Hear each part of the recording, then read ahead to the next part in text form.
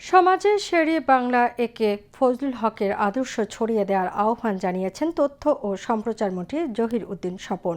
সকালে রাজধানীতে এতিমদের আর্থিক সহায়তা প্রদান অনুষ্ঠানে তিনি এ আহ্বান জানান। শেরে বাংলা একে ফজলুল হক ফাউন্ডেশন রাজধানী সহ বিভিন্ন জেলার ২০টি এতিমখানার শিশুদের মাঝে ঈদ উপলক্ষে সহায়তা প্রদান করে। ফাউন্ডেশনের সভাপতি মোহাম্মদ আবু হানিফের সভাপতিত্বে অনুষ্ঠানে আরও উপস্থিত ছিলেন সাবেক তথ্য সচিব সৈয়দ মারগুব মুর্শেদ। তথ্যমন্ত্রী বলেন, রাজনীতিবিদদের চেয়ে শেরে বাংলা ফজলুল হক ছিলেন একজন সমাজ সংস্কারক। জমিদারি প্রথা থেকে কৃষকদের রক্ষা করেছেন তিনি। অনুষ্ঠান শেষে সাংবাদিকদের এক প্রশ্নের জবাবে তথ্যমন্ত্রী বলেন, শিশু রামিসা হত্যার দ্রুত বিচার নিশ্চিতে কাজ করছে সরকার।